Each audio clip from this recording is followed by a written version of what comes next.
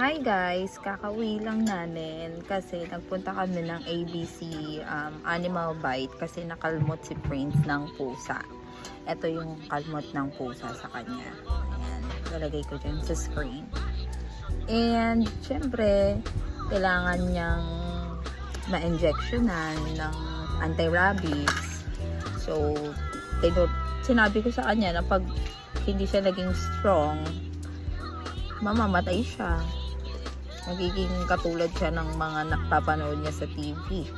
So, syempre, natakot siya na mamatay. Ayan, nagpa-inject siya. Ito yung mga clips ng videos. Kaya mo yan. Na malalim. Hingang malalim. Gagalaw. Ganon. Ganon, ganon.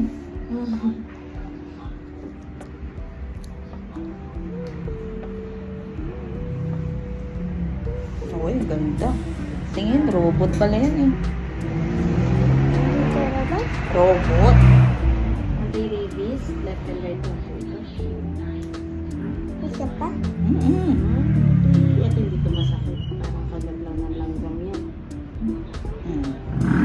Sa susunod na balik mo, yan na lang. Ito na lola.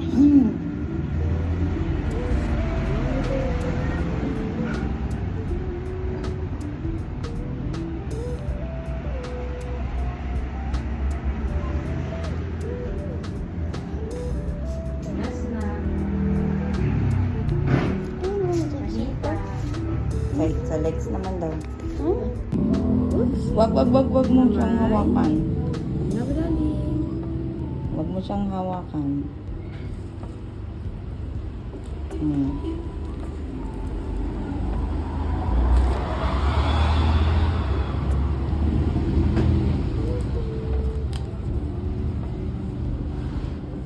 So, Prince, ano ang sinabi ko sa'yo na gagawin mo pag nakagat ka man lang or nakalmot ka ng mga pusa or aso? Anong gagawin? Tawagin mo si mama niya. Tapos, Pag ipupunta sa may ABCD, pupunta sa ABCD Animal Bite. Bite. Kasi, bakit kailangan nilang magpa-injection? Para magamutan. Para Gamot. pag hindi nagamot, anong mangyayari? Mamatay. Mamamatay. So, sabihin mo sa kanila, sa mga bata dyan na magsabi sa parents. Sabihin mo, Sabi kayo sa mga mama nyo. para hindi kayo mamatay.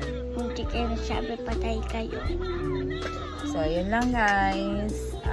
Babalik na lang kami doon para sa second, third, and fourth session. So, okay na siya.